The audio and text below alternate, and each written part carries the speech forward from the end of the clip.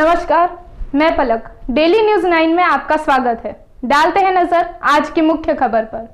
बज चुकी है रणभेरी, अब होने वाला है शंखनाद, बिछ रही है चुनावी बिसात, किस करवट बैठेगा सियासत का ऊंट, नेता नहीं जनता करेगी तय, किसको बनाएगी अपना सरताज।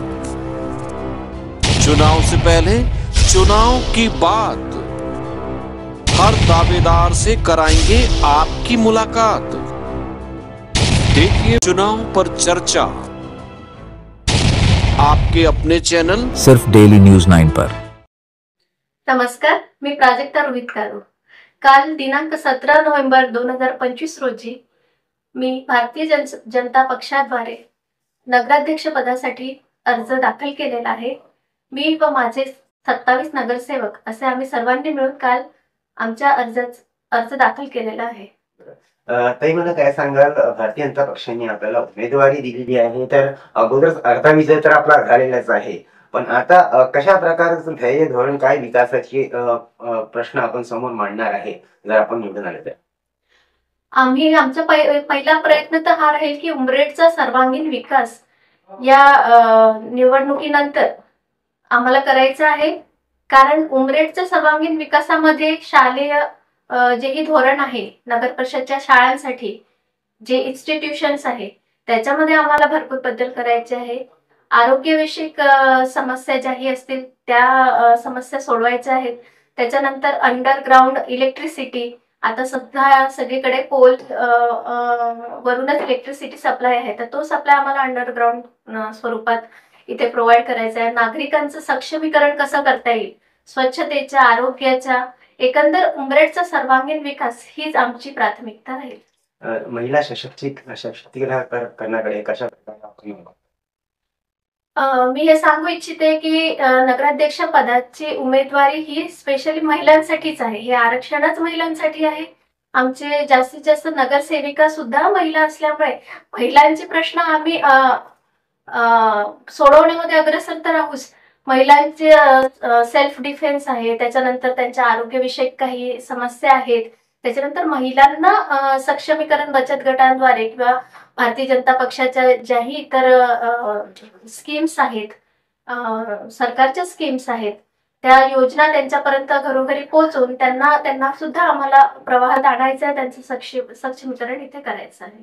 सद्यस्थितीला उमरेडमध्ये वाहतूक कोंडीची एक समस्या आहे, तरुण बेरोजगारांसाठी व्यवसाय, तसेच जे ज्येष्ठ नागरिक आहेत त्यांच्या सुद्धा काही समस्या आहेत। लोकांना नवीन उद्योगाच्या संधी मिळाल्या पाहिजे यासाठी आम्ही कार्यरत राहू।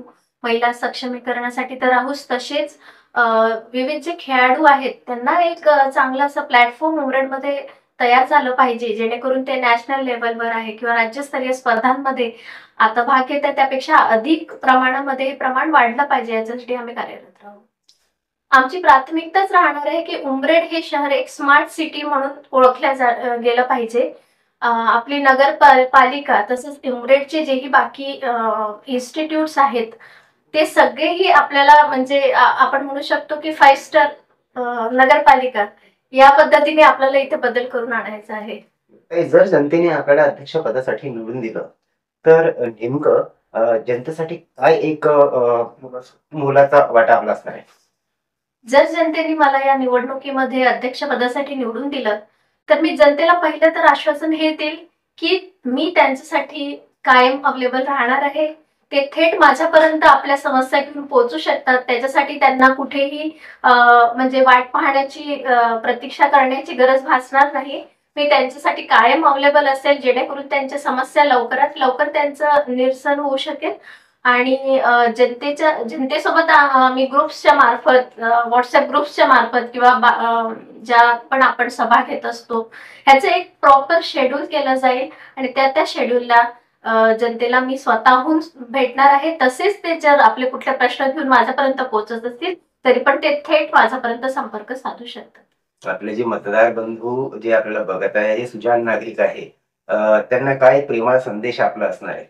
मी सर्वांना इथे आवाहन करू इच्छिते की लोकशाहीचा आदर करून प्रत्येकाने आपला मतदानाचं कर्तव्य बजावं. पहिली गोष्ट तर ती आहे. त्यानंतर हा निर्णायक क्षण आहे, इथेच आपल्याला निवड योग्य रीतीने करायची आहे, जेणेकरून उमरेडचा विकास ही जरी आमची प्राथमिकता असली तरी पण नागरिकांच्या सहकार्यानेच हे सगळं शक्य होऊ शकणार आहे. त्यामुळे निवड योग्य करा, योग्य उमेदवार निवडून आणा आणि आपण सगळे मिळून आपलं उमरेड शहर हे स्मार्ट सिटी म्हणून ओळखल्या जाईल याच्यासाठी प्रयत्नरत राहू. या ठिकाणी मी नागरिकांना आवाहन करते की भारतीय जनता पक्षाद्वारे मी नगराध्यक्ष पदासाठी मी प्राजक्ता रोहित कारू, तसेच आमचे 27 नगरसेवक आम्हाला तुमचं बहुमूल्य असं मत द्या. चला तर मग उमरेडच्या विकासाला प्राधान्य देऊया आणि आपण सगळे मिळून उमरेड शहरामध्ये कमळ फुलवूया. आज के लिए बस इतना ही. ऐसी ही ताज़ा खबरों के लिए बने रहिए डेली न्यूज़ 9 के साथ. हमारे चैनल को लाइक करें, शेयर करें, सब्सक्राइब करें और बेल आइकॉन पर प्रेस करना ना भूलें. धन्यवाद.